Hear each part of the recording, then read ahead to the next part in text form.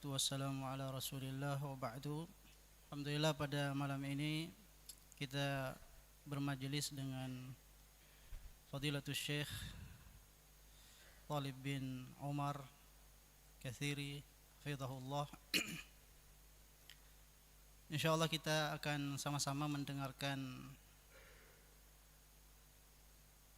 muhadarah dari beliau dengan tema Al-Asma'ul Husna dan sifat-sifat Allah yang mulia. Seperti yang disampaikan tadi bahwa beliau salah seorang ulama dari Timur Tengah yang pernah menimba ilmu dari banyak ulama yang ternama di sana, baik di Saudi Arabia maupun di Republik Yaman. Fa intihazan li الفرصة الثمينة نترك لفضيلته فليتفضل مشكورا مأجورا. ما شاء الله. السلام عليكم ورحمة الله وبركاته. الحمد لله رب العالمين، والصلاة والسلام على نبينا محمد وعلى آله وصحبه وسلم. حدثوني عن ربي. من ربي؟ أريد أتعرف على ربي. أنا أعرف تفاصيل أمور كثيرة، لكن من ربي الذي أعبده؟ من ربي الذي أحبه؟ من ربي الذي أدعوه؟ للأسف كثيرا منا من ما يعرف من الله، لذلك لا يشتاق للقائه، لا يشعر بأنه يحبه لما يعبده. حدثوني عن ربي، هذا عنوان محاضرتنا الليلة إن شاء الله. Hadithuni an Rabbi, sampaikan kepadaku tentang siapa Tuhanku, Rabbku. Siapa Rabbku? Saya ingin mengetahui siapa sesungguhnya Rabbku. Rabbku yang selama ini saya sembah, yang saya cintai, yang saya berdoa kepadanya. Sangat disayangkan banyak di antara manusia tidak mengenal Allah. Oleh karena itu pada malam ini penting untuk kita mendalami topik yang sangat berharga ini. Hadithuni an Rabbi. حدثوني عن ربي، أريد أعرف ربي، أريد أتقرب إليه. ربك أخي الكريم، ربك هو القدير. الله ربك هو القدير الذي يقدر على كل شيء. خرج إبراهيم عليه السلام فقال ربي ربي أرني، يريد يزداد إيمانا، أرني كيف تحيي الموتى. فأمر الله إبراهيم عليه السلام أن يأخذ 4 من الطيور، 4، قيل ديك وغراب وحمامة وطاؤوس. أخذ 4 أنواع من الطيور. ماذا أفعل بها يا ربي؟ قطعها يا إبراهيم. قطعها قطعة قطعة، قطع رؤوسها، قطع أجنحتها، قطع أرجلها. ماذا أفعل بها يا ربي؟ اخلطها يا إبراهيم.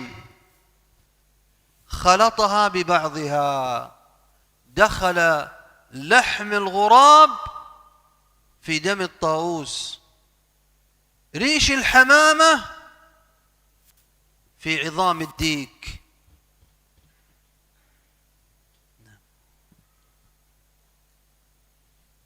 Saya ingin mengenal siapa Tuhanku.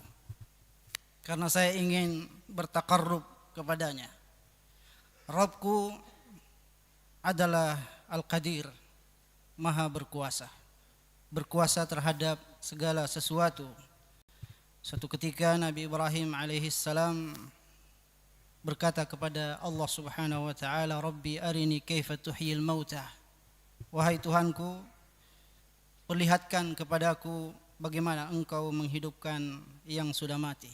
Maka Allah Subhanahu wa taala memerintahkan kepadanya untuk mengambil 3 ekor burung yang bermacam-macam jenisnya. Maka Ibrahim berkata kepada Allah, "Apa yang saya lakukan dengan burung-burung ini?" Maka Allah mengatakan, "Potong-potong dia, cincang dia, lalu kemudian campur daging dengan daging yang lainnya, maka bercampurlah burung-burung tersebut." Maka apa yang terjadi setelah itu? خلطها ببعضها البعض دخل دم هذا في لحم هذا وريش هذا في عظم هذا خلط الطيور ال4 ثم ماذا يا ربي جزئها 4 أجزاء أخذ جزءا فيه لحم ديك ودم غراب وريش طاووس وعظم حمامة وضع جزءا على جبل والجزء الثاني على جبل والجزء الثالث على جبل والجزء الرابع على جبل ثم ماذا يا ربي قال ربي ادعهن أدعو من ادعو الطيور ال4 الطيور ال4 ماتت قطعت دخلت أجزاؤها في بعض لكن الله القدير قال لإبراهيم ادعهن ماذا سيحدث يا ربي يأتينك سعيا ذهب لحم الغراب مع دم الغراب مع ريش الغراب مع رأس الغراب فجاء الغراب سريعا إلى إبراهيم والطاووس تجمع لحمه والحمامة تجمع ريشها وأتوا إلى إبراهيم قال أعلم أن الله عزيز حكيم. Setelah semuanya tercampur baur, daging dari burung-burung yang 4 jenis itu, maka Ibrahim alaihissalam berkata kepada Rabbnya, "Apa yang saya lakukan?" Maka Allah memerintahkan kepadanya untuk membagi 4 burung yang tercampur tadi itu daging-dagingnya dan meletakkan di 4 gunung yang berbeda. Maka Ibrahim alaihissalam berkata lagi kepada Allah, "Apa yang saya lakukan sekarang?" Maka Allah mengatakan kepadanya, "Panggil burung-burung itu." Ya Allah, bagaimana mungkin? Semuanya sudah mati, semuanya sudah hancur, terpotong-potong. Allah mengatakan, "Panggil mereka." Tiba-tiba Nabi Ibrahim memanggil burung-burung itu, mereka pun datang satu persatu. Maka Ibrahim mengatakan, "A'lamu annallaha azizun hakim." Sekarang saya mengetahui bahwa Allah Maha Perkasa dan Maha Bijaksana. ربك القدير لا يعجزه شيء ولذلك ادعو ربك ربك يجيبك إذا دعوته ربك يعطيك ما تريد لا يعجزه شيء سبحانه أكثر من دعاء الله فإن كل حوائجك في يد الله وليس بينك وبين حوائجك إلا أن تسأل الله فيعطيك مما في يده ليس بينك وبين آمالك وأحلامك إلا كما بين جبهتك والأرض اسجد وادعو الله وسيجيبك الله ويحقق كل أحلامك هذا ربي. Tuhanku adalah Tuhanmu yang akan menjawab kalau kamu berdoa. Tidak ada yang bisa melemahkan apa yang dikehendakinya. Semua kebutuhan kita ada di tangannya. Maka kebutuhan-kebutuhan itu tidak jauh dari kita. Bahkan dia berada di antara jidat antara jidat dan bumi. Maka kita bersujud kepada Allah, lalu kemudian berdoa kepadanya, maka Allah akan memberikan. ربك القدير. حدثوني عن ربي، أريد أعرف ربي أكثر. من ربي أنا؟ أنت ربك القدير الذي لا يفوته أحد، لا يهرب من الله أحد. كيف ستهرب من الله؟ هذا رجل لما حضره الموت كما في الصحيحين قال لأولاده: أي أب كنت لكم؟ قالوا: أنت خير أب. قال: فإن الله إذا قدر علي سيعذبني عذابا ما يعذبه أحدا من العالمين.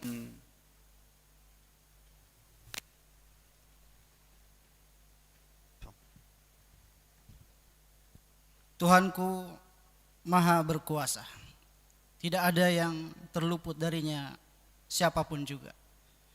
Seorang laki-laki di saat dia dalam keadaan sakaratul maut, dia berkata kepada anak-anaknya, siapa bapakmu? Bagaimana engkau mendapati bapakmu? Maka di antara mereka berkata, bapakku adalah bapak yang terbaik. ماذا نفعل يا أبي؟ قال لأبنائه: إذا مت فاحرقوني، احرقوني بالنار حتى أصبح رمادا، ثم اسحقوني حتى أصبح فتاتا، ثم خذوا ذراتي في يوم عاصف جهة البحر، خذوا نصفي وألقوا ذراتي في البحر، ثم انتظروا حتى تهب الريح جهة البر، ثم خذوا نصفي الآخر وانثروا ذراتي مع الريح في البر. ففعل أبناؤه. Sekarang saya menghadapi kematianku. Anak-anaknya mengatakan, apa yang kami lakukan wahai bapakku? Nanti kalau saya mati, maka bakarlah tubuhku sampai menjadi abu. Lalu kemudian abu itu kamu letakkan di sebagiannya di laut di saat musim kemarau datang, dan sebagiannya kamu letakkan di daratan. Maka kalau itu kamu sudah lakukan, nah kita lanjutkan kisahnya. لما مات أبوهم أخذوه حرقوه بالنار حتى صار رمادا، ثم سحقوه حتى صار فتاتا، ثم أخذوا نصفه وألقوه في الريح في البحر، فذهبت ذراته في أجواف السمك وقيعان البحار وأمواج الماء، ثم انتظروا فهبت الريح جهة البر، فأخذوا نصفه الثاني وألقوه مع الريح، فذهبت ذراته تحت الشجر وفوق الجبل وأكلتها الدواب. فهل أعجز الله؟ هل أعجز الله القدير؟ أصبح ذرات متناثرة في السماء والأرض والبحر. هل أعجز الله القدير؟ قال الله لذراته: كوني فلانا، فإذا هو قائم بين يدي الله. Setelah dia meninggal, maka anak-anaknya melakukan apa yang diwasiatkan oleh bapaknya tadi.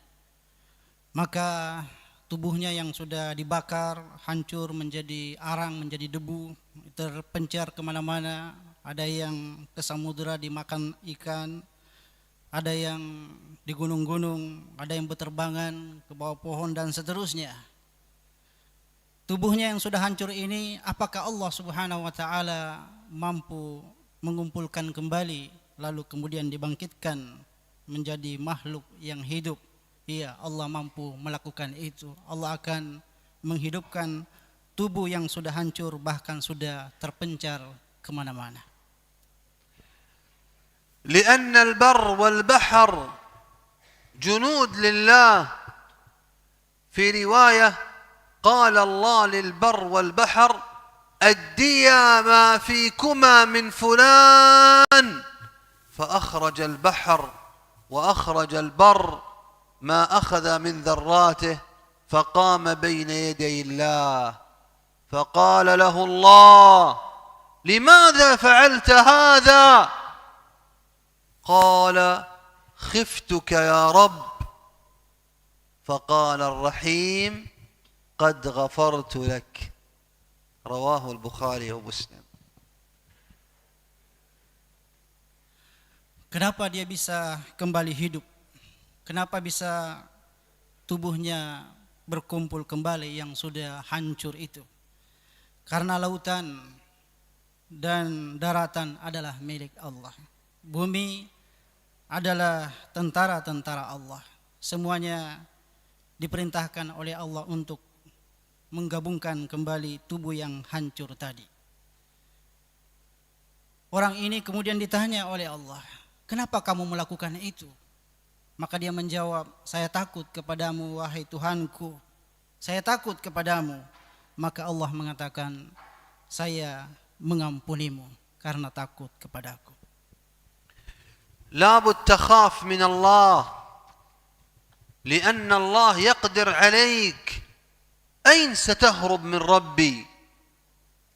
ربي لا يستطيع أحد أن يعصيه ويهرب. أين سيختبئ؟ هذه حبة خردل، من منكم يستطيع يخبئها عن الله؟ حبة صغيرة، من سيخبئها؟ أين نضعها حتى نخبئها؟ أين نضعها؟ أنا سأقول لكم، ما رأيكم نأخذ هذه الحبة الصغيرة وندسها في التراب ونضع عليها التراب؟ أحد عنده مكان أفضل من هذا نخبئها؟ ما رأيكم نأخذ هذه الحبة الصغيرة، حبة خردل، ونرميها في المجرات بين النجوم في السماء تسبح؟ ما رأيكم خبأناها؟ ما رأيكم سنخبئها في مكان آخر؟ سنذهب لصخرة ونحفر الصخرة ونضع الحبة ونقفل الصخرة. هل أحد سيعرف أن الحبة في الصخرة؟ يا بني يا بني، أخبأتها خبأتها؟ يا بني إنها إن تك حبة من خردل فتكن في صخرة أو في السماوات أو في الأرض يأتي بها الله. هذا ربك، هذا ربك يا بني، لا تستطيع تختفي وأنت تعصيه. Kita harus takut kepada Allah dimanapun kita berada, karena Allah mengetahui semua apa yang kita lakukan. Bahkan sekiranya kita punya biji sawit, biji ini kita sembunyi dimanapun kita inginkan. Gali tanah, silahkan sembunyi di bintang-bintang, silahkan sembunyi di dalam batu.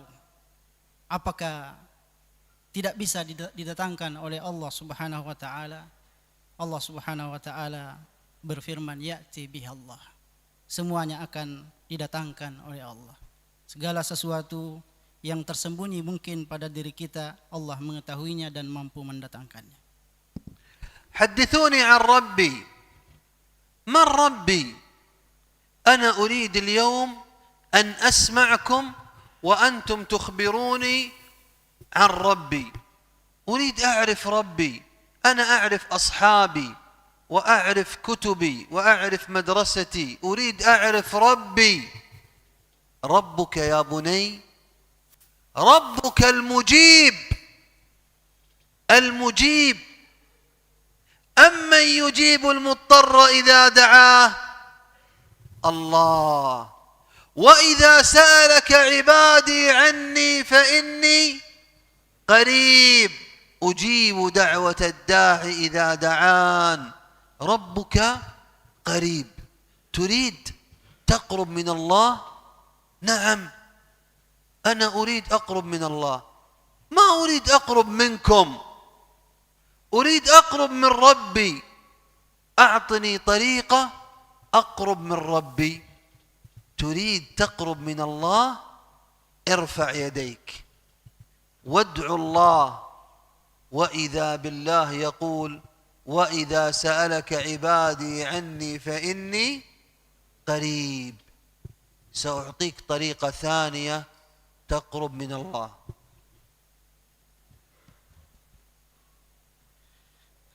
Saya mengenal banyak orang, saya mengenal teman-teman saya. Tetapi apakah saya mengenal Allah? Allah adalah Al-Mujib, yang maha menjawab doa-doa. Allah menyatakan itu di dalam Al-Quran, wa idza sa'alaka ibadi anni fa inni qarib. Kalau hamba-hambaku bertanya kepadaku tentangku, maka jawablah bahwa sesungguhnya saya dekat. Saya ingin dekat kepada Allah, saya ingin dekat kepada Tuhanku. Apa jalan yang harus saya lakukan untuk dekat kepada Allah? Jalan pertama, berdoa, mengangkat tangan, berdoa kepada Allah Subhanahu wa taala. سأعطيك طريقة ثانية تقرب من الله. من منكم يريد أن يكون قريب من الله؟ تريدون تقربون من الله، تصبح قريبا من الله؟ افعلوا هذه الطريقة: واسجد واقترب، واسجد واقترب. تريد تقرب من الله؟ هناك طريقة اسمها واسجد. أقرب ما يكون العبد من، يقول الرسول صلى الله عليه وسلم: أقرب ما يكون العبد من ربه وهو ساجد. أنت تكون قريب من الله، لكن هل تريد الله يكون قريبا منك؟ اجعل السجدة في نصف الليل. قال صلى الله عليه وسلم: وأقرب ما يكون الله من عبده في نصف الليل. أنت أقرب ما تكون من الله وأنت ساجد، والله أقرب ما يكون منك في نصف الليل. أنت الآن بهذه الطريقة صرت قريبا من الله وصار الله قريبا منك. Cara kedua agar kita dekat kepada Allah Subhanahu wa taala adalah bersujud kepada Allah. Seorang hamba yang sujud kepada Allah sangat dekat dengan Allah. Namun Allah akan dekat dengan kita ketika sujud itu dilakukan di malam terakhir atau di sepertiga malam terakhir. Itulah waktu di mana Allah akan dekat kepada kita. أعرف معلم تحفيظ قرآن جاءني مرة فقال: يا شيخ، أنا حدثت لي قصة عجيبة. قلت لهذا المعلم: ماذا حدث؟ قال: تزوجت ورزقت ببنت وأصبح عمرها 2 وأصبحت أحبها وأحملها وتتعلق بي. ثم مرة جئت البيت ووجدت ابنتي لا تتحرك، يابسة في مكانها.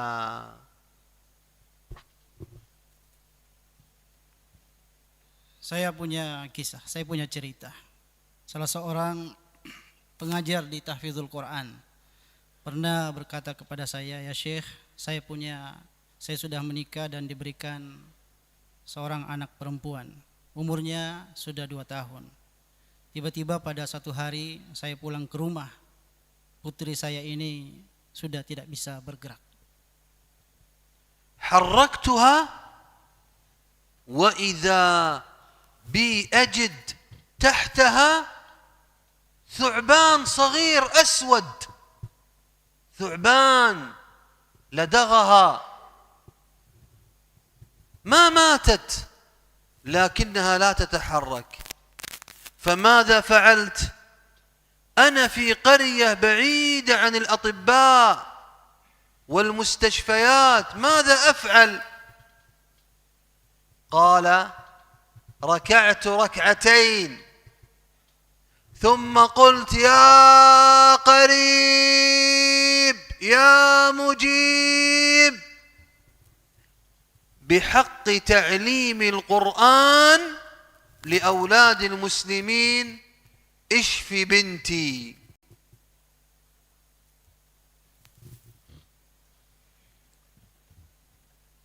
Ternyata anak saya ini disengat oleh hewan yang bernama ular hitam. Anak saya belum meninggal, tapi tidak bisa lagi bergerak. Sementara saya tinggal jauh dari rumah sakit, saya tinggal di perkampungan, tidak ada dokter. Apa yang saya lakukan? Saya salat 2 rakaat. Saya mengatakan kepada Rabbku, "Ya Mujib, wahai yang menjawab doaku." Dengan pengajaranku terhadap anak-anak kaum muslimin terhadap Al-Quran. قال: فدخلت نحلة صغيرة من النافذة ثم قرصت ابنتي في جبهتها، فقلت: ايش هذا؟ ثعبان يلدغها من تحت ونحلة تقرصها من أعلى. فلما جاء الصباح ذهبت إلى الطبيب فأخبرته، فقال لي الطبيب: ما دام قرصتها النحلة لن يضرها سم الثعبان، وأصبحت وليس فيها شيء. Jadi pada waktu itu setelah saya memanggil Tuhanku yang maha menjawab doa, mendengarkan doaku, tiba-tiba masuklah seekor nahlah atau lebah. Lebah itu mendatangi anak saya. Saya sedikit meremehkan. Hewan kecil yang bisa mengobati anak saya tidak mungkin. Tapi di pagi hari saya berusaha datang ke dokter untuk memeriksa. Ternyata dokter itu mengatakan anakmu sudah sembuh berkat dari lebah tersebut, karena lebah yang menyengat orang yang digigit ular akan menjadi akan sembuh dengan sengatan lebah tersebut. حدثوني عن ربي. من ربي؟ تعال اعرف من الله. الله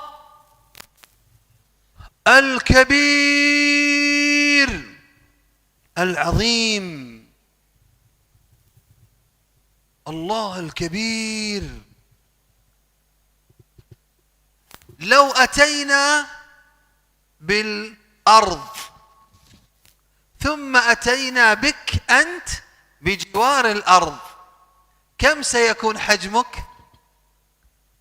أنت بجوار الأرض كم حجمك؟ نقطة، أصغر من نقطة. الأرض كبيرة، أنت صغير. أتوا بالأرض وضعوها بجوار الشمس، أصبحت الأرض كأنها كرة تنس، والشمس إطار سيارة، عجلة سيارة، والأرض صغيرة.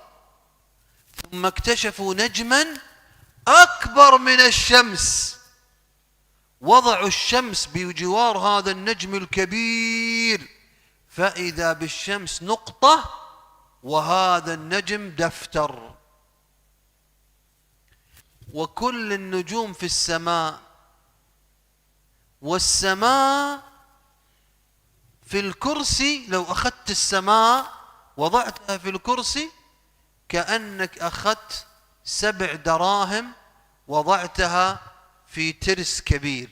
السماء صغيرة في الكرسي. الكرسي لو وضعته في العرش، كرسي وسع السماوات والأرض، يصبح حلقة في صحراء. والله أكبر من العرش. الآن أنت لو جئت أمام الله كم حجمك؟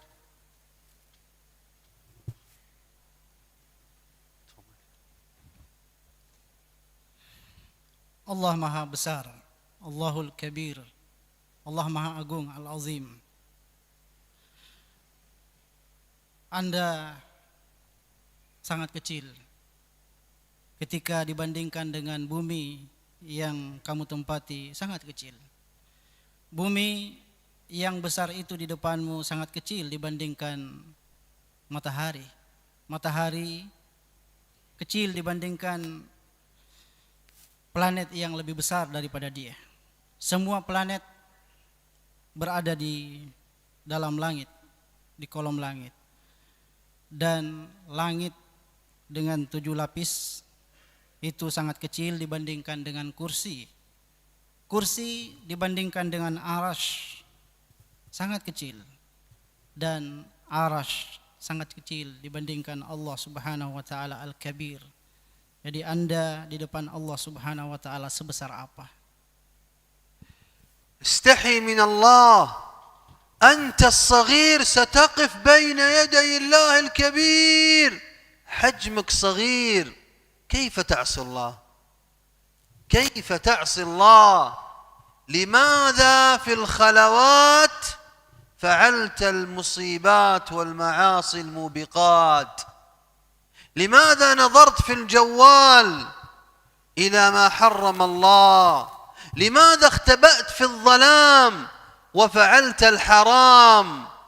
ألم يعلم بأن الله يرى؟ لماذا عصيت الله؟ أيحسب أن لم يره أحد؟ أين ستهرب من الله يوم القيامة؟ ستأتي أنت أيها الصغير أمام الكبير ويحاسبك على أنك عصيته. ماذا سنفعل إذا عصينا الله يوم القيامة؟ Kamu yang sangat hina di depan Allah, kenapa berdosa dan berdurhaka kepada Allah? Kenapa engkau berani melakukan maksiat kepada Allah dengan berbagai macam cara?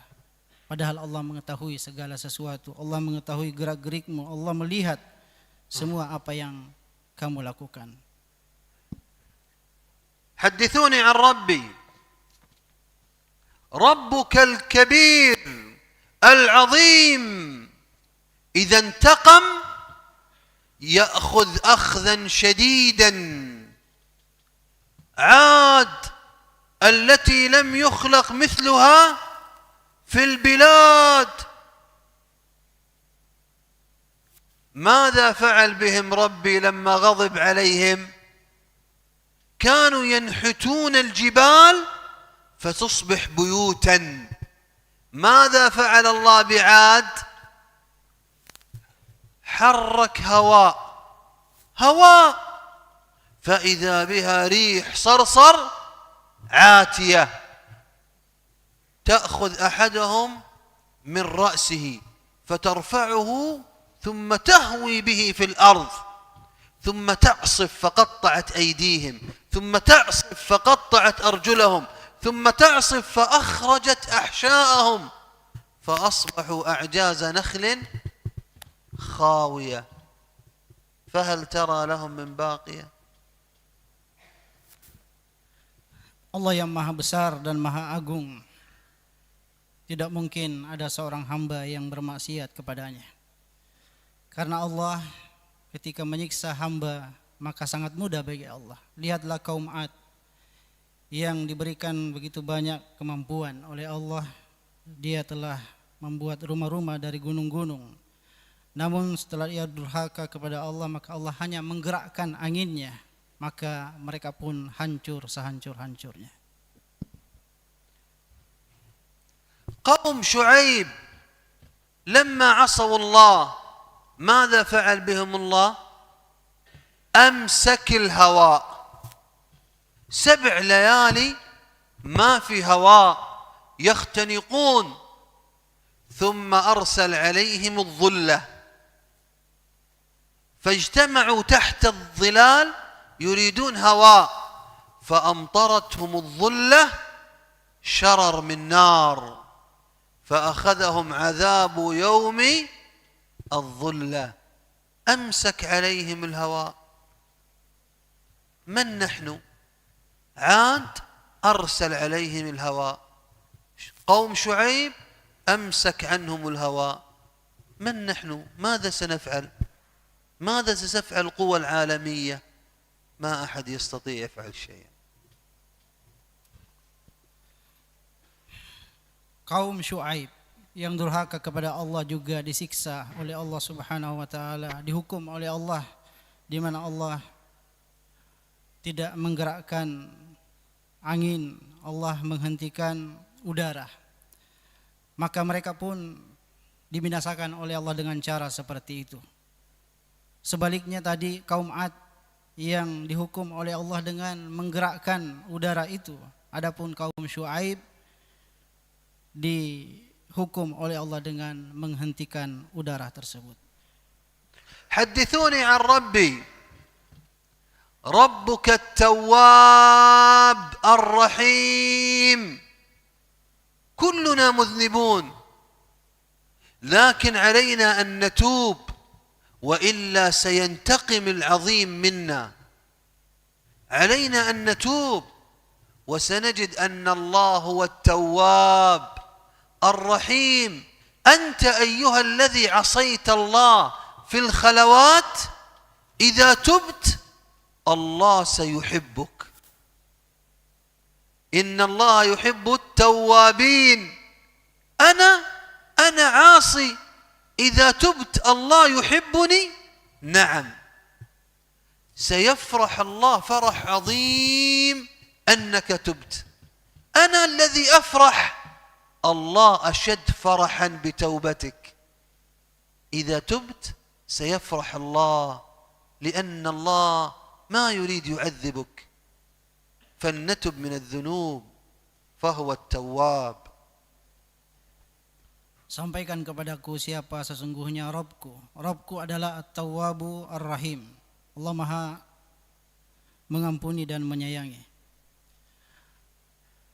Ketika seorang hamba berdosa kepada Allah, ketika dia durhaka kepada Allah, maka Allah akan mengampuni ketika dia bertobat. Allah akan menyayanginya, bahkan Allah akan mencintainya.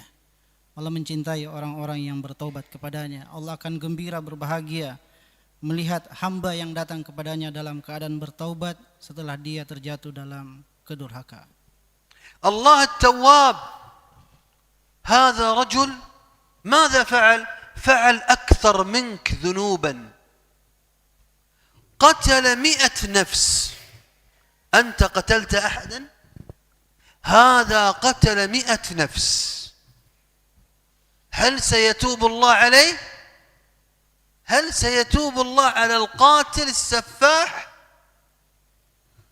لكنه يريد يتوب من قلبه. المهم أنك لا تتوب من لسانك، تتوب من ماذا؟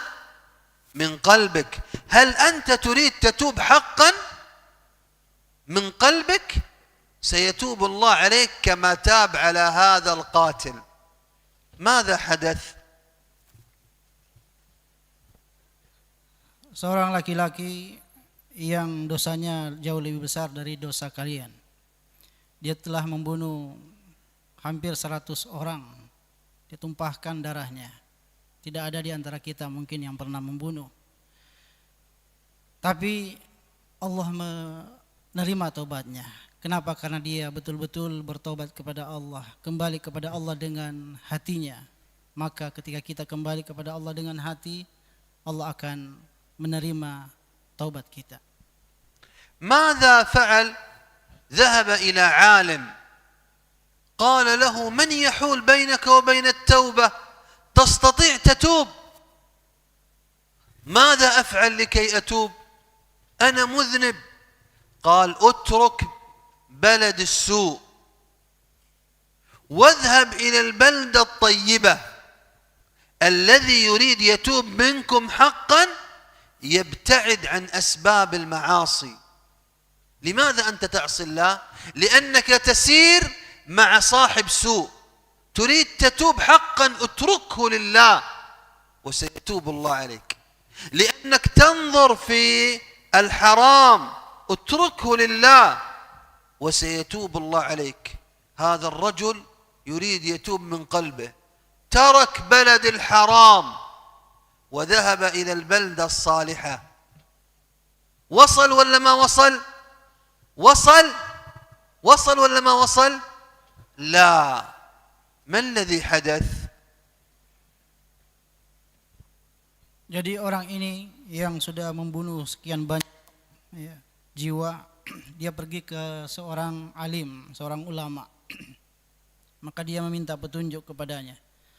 Maka sang ulama itu berkata kepadanya, tinggalkan negeri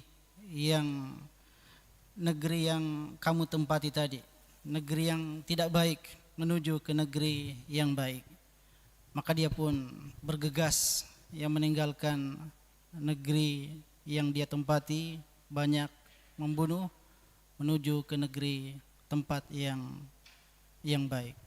Apa yang terjadi? Kita ما وصل إلى البلدة الصالحة.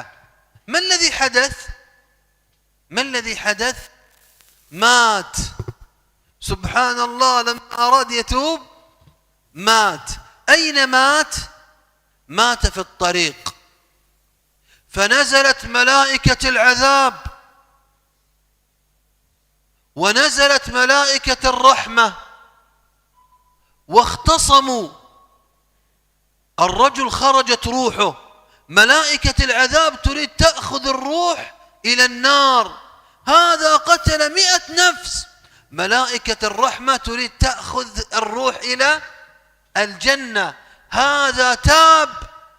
ملائكة العذاب تقول هذا ما عمل خير قط، ما وصل للبلدة الصالحة. ملائكة الرحمة تقول أقبل بقلبه إلى الله. فهل أخذته ملائكة الرحمة أم العذاب؟ لا، ستسمعون بعد قليل. ketika dalam perjalanan menuju negeri yang ia akan datangi itu, tiba-tiba dia meninggal di jalan. Dia meninggal di jalan dan tidak sampai ke negeri tujuan, negeri yang baik itu. Maka malaikat azab turun, begitu juga malaikat rahmat. Mereka berdebat, siapa yang berhak mengambil roh ini? Apakah malaikat azab dan malaikat rahmat? Ya. Tentu orang ini sudah berniat untuk bertobat kepada Allah. Maka malaikat rahmat mengatakan dia sudah cukup dengan niatnya untuk kembali kepada Allah. Malaikat azab mengatakan dia belum melakukan satu kebaikan pun. Maka lihat apa yang akan terjadi. ما الذي حدث؟ أخذته ملائكة الرحمة أو العذاب؟ اختصموا.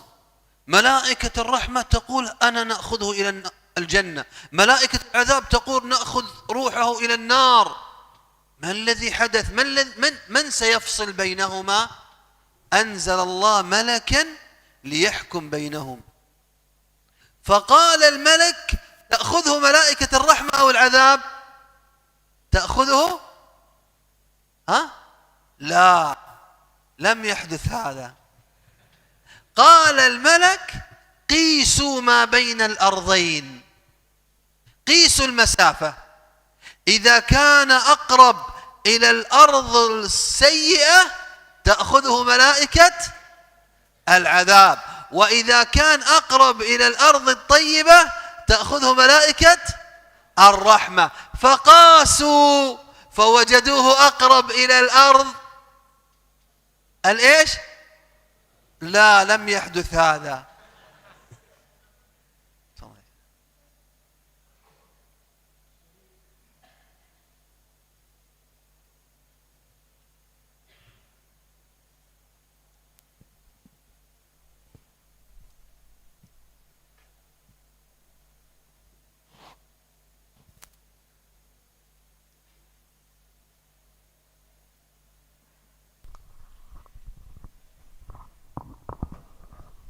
Malaikat azab dan malaikat rahmat memperebutkan orang tadi. Di saat seperti itu Allah menurunkan malaikat untuk memutuskan perkara, untuk menjadi penengah di antara mereka. Maka malaikat itu mengatakan, ukur ya jarak tempuh orang ini, kemana lebih dekat, apakah ke negeri yang baik atau negeri yang ia tinggalkan. ما الذي حدث؟ قاسوا ما بين الأرضين فوجدوه في المنتصف تماما، ليس أقرب لهؤلاء ولا هؤلاء، في الوسط بالضبط. فرجعت الخصومة وملائكة العذاب تريد تأخذه وملائكة الرحمة تريد تأخذه. يا الله الرجل مات، يا الله روح الرجل ارتفعت، يا الله من سيأخذ روحه؟ فإذا بالله يحكم. ماذا حكم الله؟ ماذا حكم الله؟ الرحيم التواب يدخل الجنة أو النار؟ ماذا حكم الله؟ قال الله للأرض السيئة تباعدي، وقال الله للأرض الطيبة تقربي. ثم قال الله للملك قيسوا ما بين الأرضين. غير الله أطوال المسافات وجغرافية المكان، هذا يقرب هذا يبعد. لماذا؟ لأن الله التواب حتى يدخل الجنة. Setelah diukur ternyata ukurannya sama, ya, berada di tengah-tengah. Orang ini mati berada tepat di tengah, ya. Maka malaikat azab dan malaikat rahmat kembali berdebat, memperebutkan orang tadi. Maka apa yang terjadi? Allah Subhanahu wa taala kemudian mendekatkan tempat yang baik yang akan didatangi dan menjauhkan tempat yang sudah ditinggalkan itu. Maka Allah memerintahkan untuk mengukur kembali. Diukur kembalilah, maka ternyata tempat yang akan didatangi sudah lebih dekat. Kenapa Allah melakukan itu? Karena Allah Maha menerima taubat. الله تواب رحيم. في رواية صار أمر آخر. ما الذي حدث؟ في رواية في الحديث هذا أنه صار في الوسط، فتخاصمت به الملائكة مرة أخرى. فماذا حدث؟ قال الرسول صلى الله عليه وسلم فنأى بصدره. الجسد مات لكن القلب يريد توبة، القلب يريد رحمة. الجسد مات، فإذا بالقلب الحي يحرك هذا الجسد وينأى بصدره فيقيس فيكون أقرب بشبر إلى الأرض الطيبة فتأخذه ملائكة الرحمة.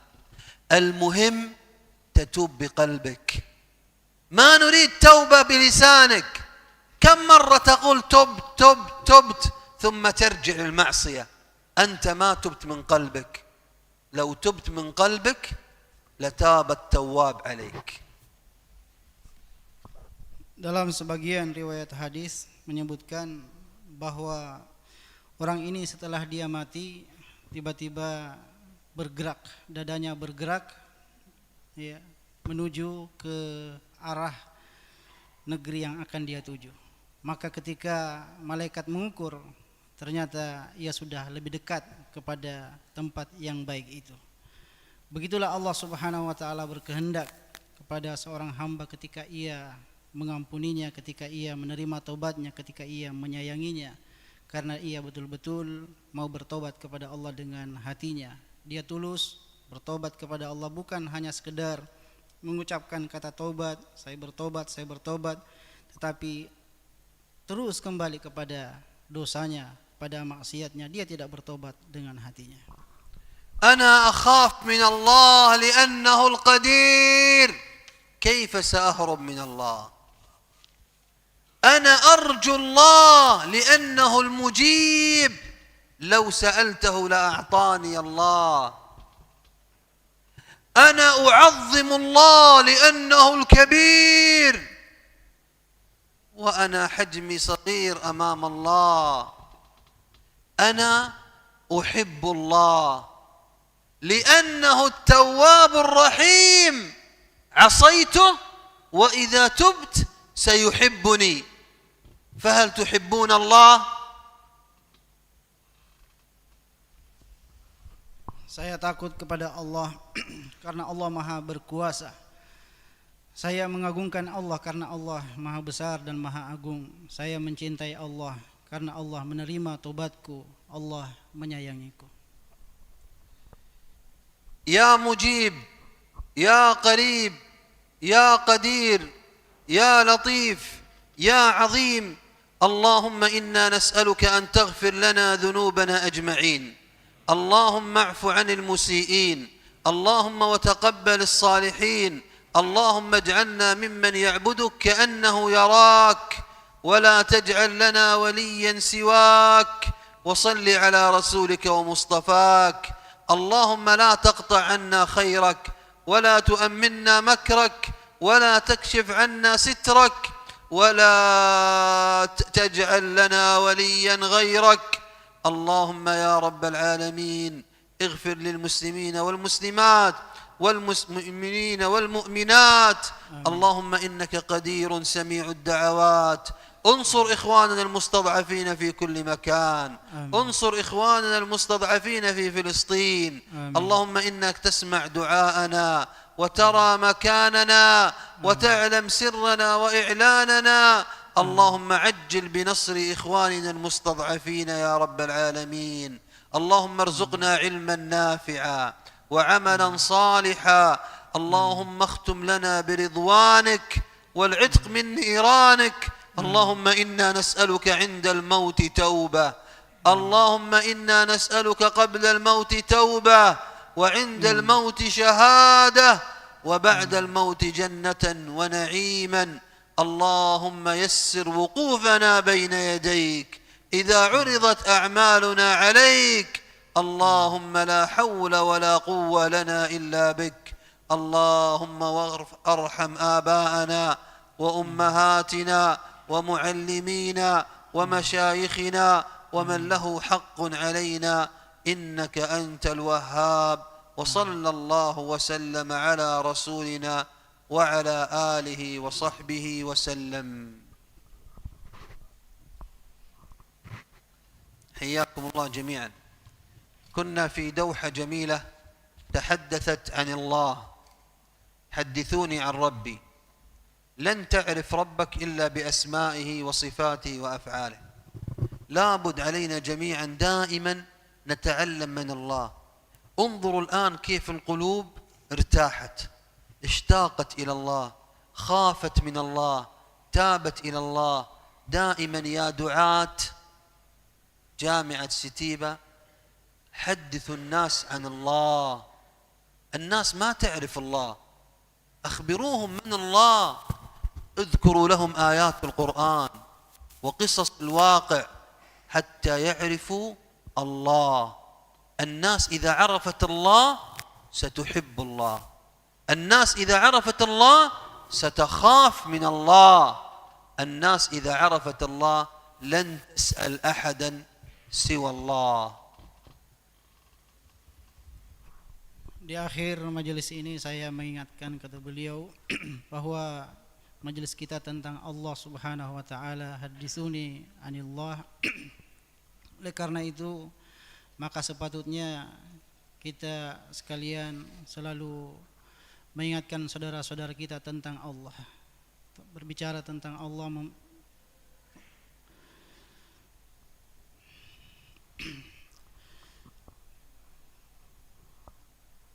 agar kita menjadi hamba-hamba yang senantiasa takut dan mentakzim Allah Subhanahu wa taala. Begitu pula saudara-saudara kita, di antara mereka mungkin ada yang tidak mengenal Allah, maka perkenalkan Allah kepada mereka. Semoga majelis kita menjadi majelis yang diberkahi ketika kita berbicara tentang Rabb kita Allah Subhanahu wa taala. من سيكون منكم داعية للإسلام؟ يرفع يده. خطيب واعظ مؤثر يؤثر في الناس، يخطب ويعظ الناس، دائما حدثوهم عن الله، القلوب تشتاق إلى الله عز وجل. كم اسم من أسماء الله ذكرنا في هذا المجلس؟ من يرفع يده؟ Yang bisa menjawab silahkan angkat tangan. Berapa nama Allah yang kita sebutkan atau kita jelaskan pada majelis ini? ذكرنا 4 أسماء. Ada 4 nama. ما هي ال4؟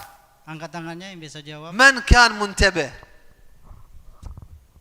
عندك يا شيخ؟ من يعرف؟ عندك يا شيخ تفضل. 4. القدير، الكبير، التواب، باقي واحد، المجيب. ما شاء الله تبارك الله، أسماء الله كثيرة جدا. أنا عندي كتاب اسمه حدثوني عن ربي، لكن باللغة العربية. إن شاء الله هذا الشيخ يترجمه بالأندونيسية إن شاء الله.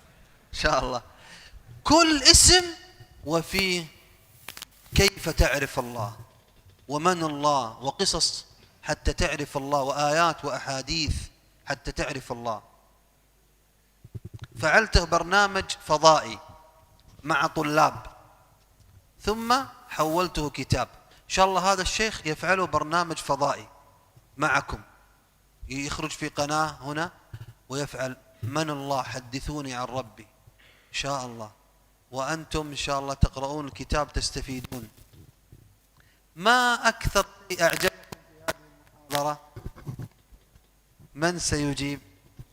ما أكثر شيء ذكرته في هذه المحاضرة أعجبك حتى أعرف طبع الأندونيسيين وأكثر منه؟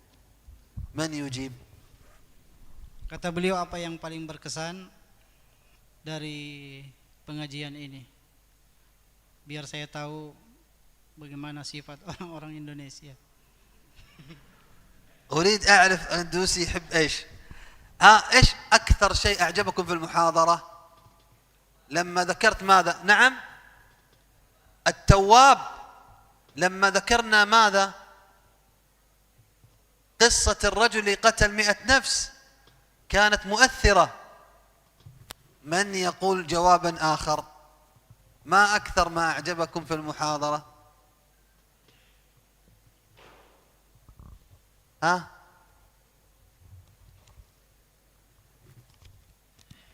من يجيب؟ ما في شيء أعجبكم في المحاضرة؟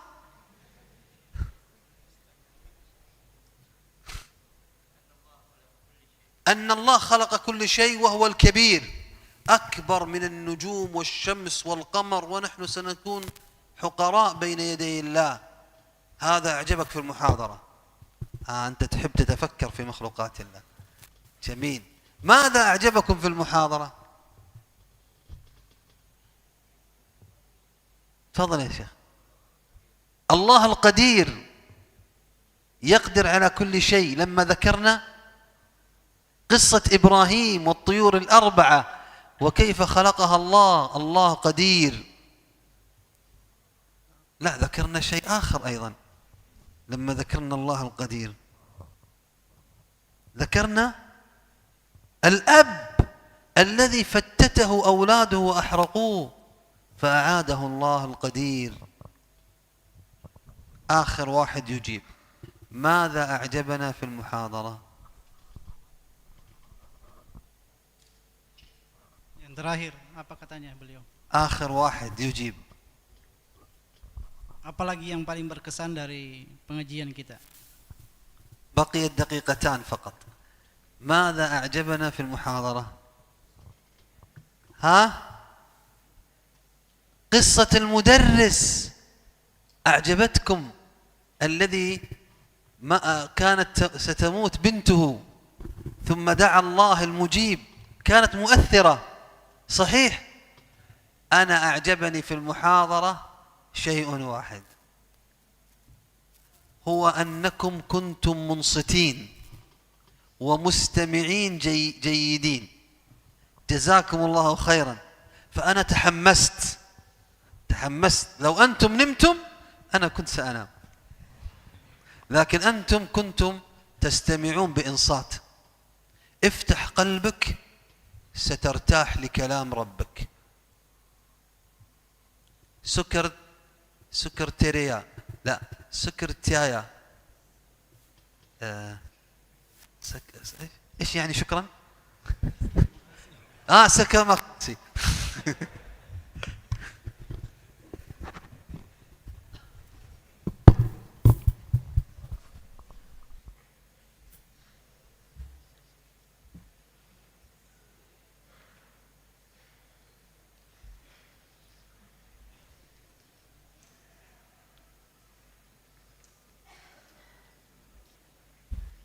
Dukung peningkatan kualitas layanan Stiba TV dengan berdonasi ke nomor rekening 7171713069 atas nama Media Stiba Makassar.